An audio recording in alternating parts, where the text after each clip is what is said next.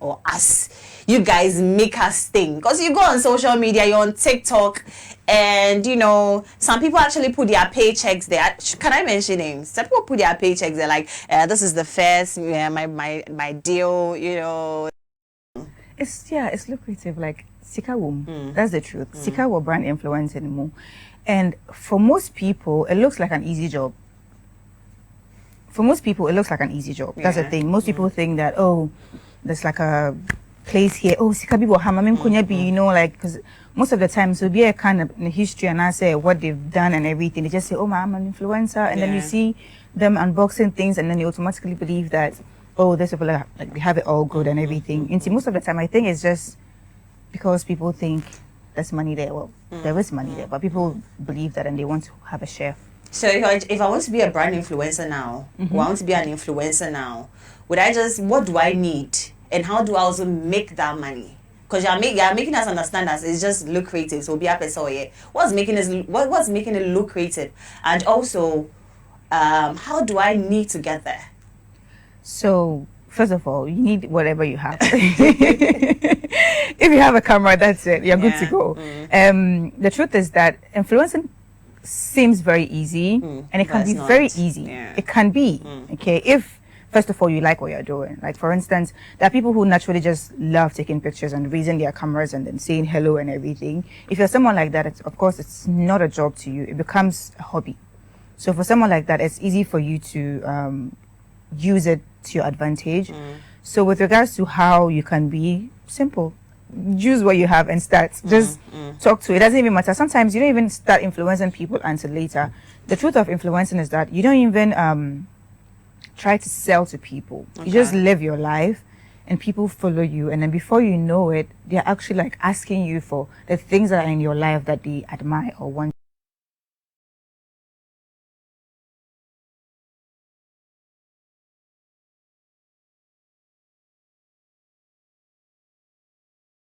So basically, you just need whatever phone you have or whatever you have, use that and just live your life. But instead of just living a regular life, you're documenting it as you go. That's how. Right. And talking about the lucrative part of it, how does it come in? So basically, when you start living your best life, your true self, for instance, like for instance, I don't want to say umame ball crap, but like people do that, like whatever is happening around you. So like if you're putting that out there, okay, more people are likely to see that and love your style. They would love how you live your life. Maybe like for some people you're being real. They love how you're being real. For some people you're aesthetic. Like they love how posh you are, you know, that kind of thing. And when that happens, people start getting drawn to you. Okay, so once in a while, maybe you're wearing I love your hair. What color did you use? You know, and when people start commenting those on your posts, which is why some people that's why some people keep sharing, like maybe Snapchat, for instance, you send them something and then they repost it. For you think that this girl just posts everything, but actually it's a strategy to reach the right brands. Because if I don't show what people are saying in my inbox, how would you know that people are actually in my inbox trying to find out what I'm wearing, trying to find out what I ate? And once brands see that, oh, this person, each time she puts something out, people keep asking, then they come to you, oh, hi, can you promote this for us? That's where the money comes in. That's when it gets lucrative. But if you go on social media, like the likes of Snapchat, TikTok, Instagram, everyone is just documenting what you're saying. Does that mean that all the people there are influencers? I think you're trying to put me in a title. I don't mention names because if you go on TikTok, everybody is trying to do the same thing as she said. Obi mami abono di ato. Obi krane ne mami krane ye.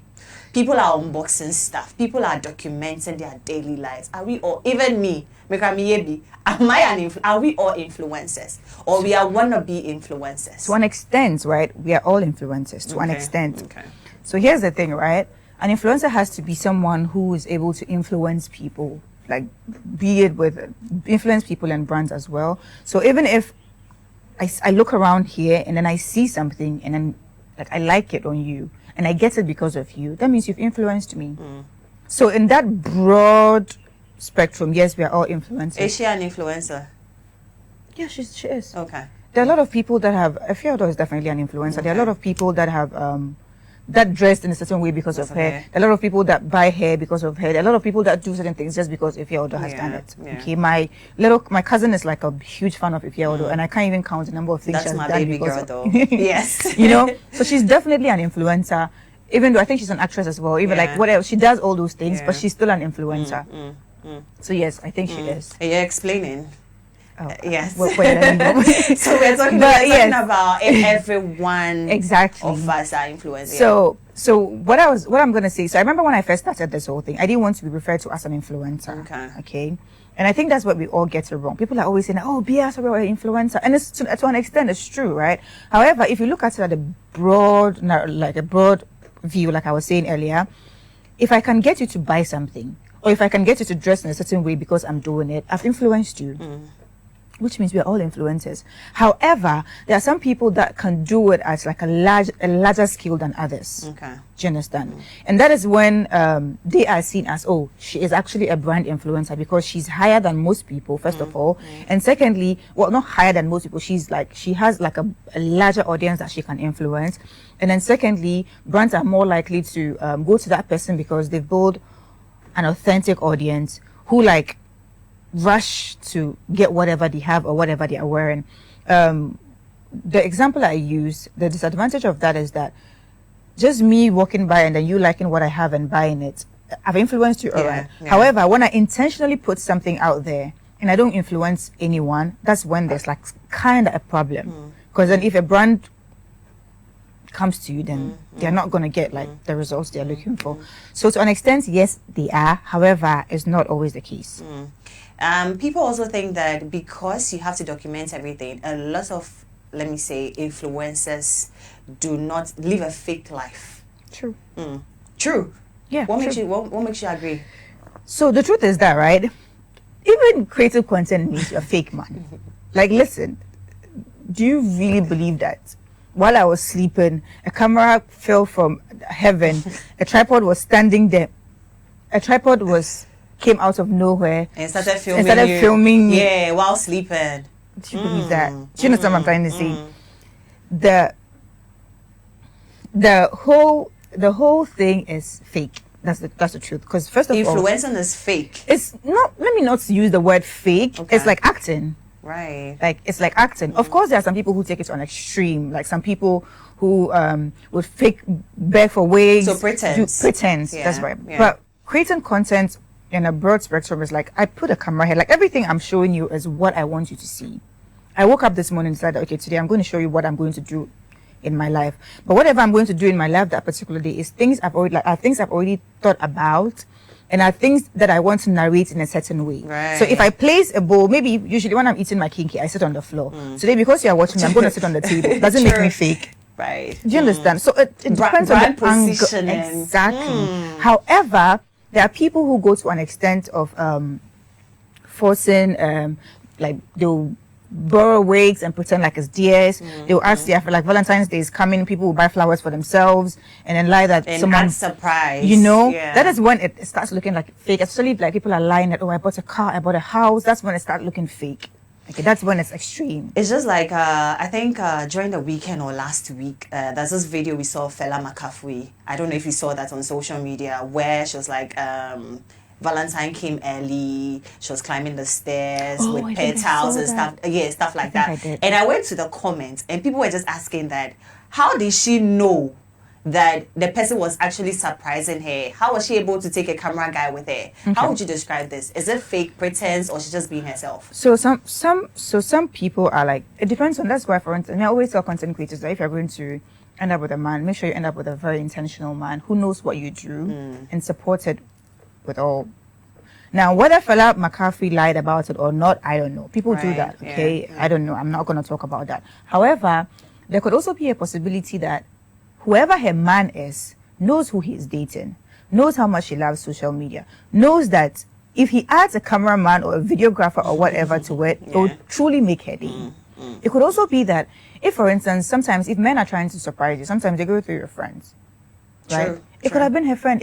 If he goes through her friend or her sister and she decides to bring the cameraman, like there are so many scenarios, you know. I understand that people like And sometimes I think, no offense to the audience, I don't know where I'm looking, but no offense to them too. Sometimes I think we also let too much hate and the fact that we are jealous also like suppress our way of thinking. True, yes, true. it's true that she could be faking it. Yes, it's true that she probably bought her own photographer and she did whatever just to, you know, but also think about the fact that maybe her partner actually brought a photographer because he knows that his wife or girlfriend or whatever is into that. Right. Yeah. What are some of the challenges of being a brand influencer or maybe a content creator? The challenges, there's a lot too. Mr. Tell us. Tay, we know. Yeah, baby. But I think, so apart from the fact, okay, so let me just use your own point, it's oversaturated. Okay. Yeah, like Cecilia, it's like everybody wants to do content creation. And what that has caused is that it is a lot more harder to be seen. Now you have to like go like an extra mile, which is why people like do the most outrageous things lately. No offense to anybody, but that's why people like now do like the most outrageous things because they want to stand out. I think we've gotten to a point where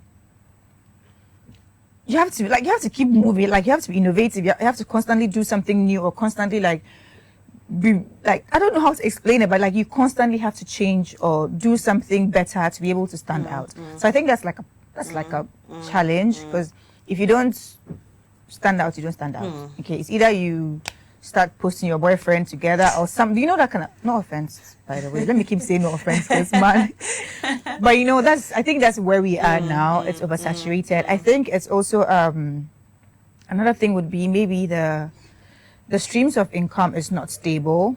So for content creation, like unlike like a regular office job, every time I pick up, like I know that at the end of the month, the government is going to send me my check, like regardless. Yeah, But content creation is not like that. It's like, if you decide to do it like as a full job, you get paid based on the brands you work with. Now brands, they choose and pick who they want to work with. Exactly. There are times that brands are flooding your DMs with work. For real. And there are times that you won't even see half. And what did they look out for? To be honest, it's up to, most of the time it's up to them. Sometimes you can be the best content creator and you will still not fit a brand's perspective. Because if, for instance, I'm a fashion brand and I'm looking for someone, I'm not going to go and look for someone who has no idea about fashion, even no matter how huge their numbers are. Do you understand? Yeah. So it's like those things. I think it makes sense because sometimes you realize that even most of the brands, you see them affiliated with, you know, social media models, like popular people on social media. And you think about the fact that, I mean, there are actors, actresses around, there are like other, you know, people in the media. That can but do. it's like they're moving to a certain, you know, Group of people. Yeah. Why? So because that's like that, they are the ones they see in, you know, like how every brand has their own demographics. Sometimes it's like that. Now people still wear what actors and actresses and presenters and everything, people still follow them, don't get me wrong. However, influencers are like, you know, it's like this. Do you understand? And it's like today I'm wearing this, I'm taking that, I'm going this way, I'm going there. And sometimes it's also like the multiple content that comes out of it, just the natural flow of events. You understand? Like even if I'm telling you that I'm wearing this dress, it's the way I'm talking about it that's going to make you want to buy it. You know? So I feel like it's in the end it's like about how the person, the influencer has positioned herself, because some brands also do not want to be associated with certain people. If you talk in a certain way, they don't want that. They want maybe some people who are more soft-spoken, or someone who's more loud, like a different. A blend, yeah. You know Dada Boats, right? Mikio Sebeko. Yeah, he was lamenting on social media. I saw an article about him that, you know, being a brand influencer, having an ambassadorial deal doesn't pay. Oh, really? Yes, and he was talking about the fact that he actually wanted to charge more. I mean, he feels like he's worth a certain amount, but yeah, they had to lay him off because it also to do and stuff like that.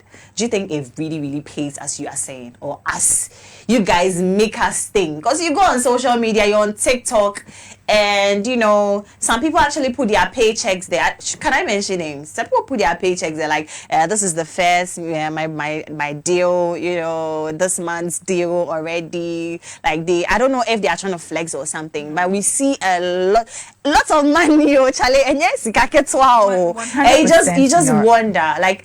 And no, it's just because more no more fat more influencers.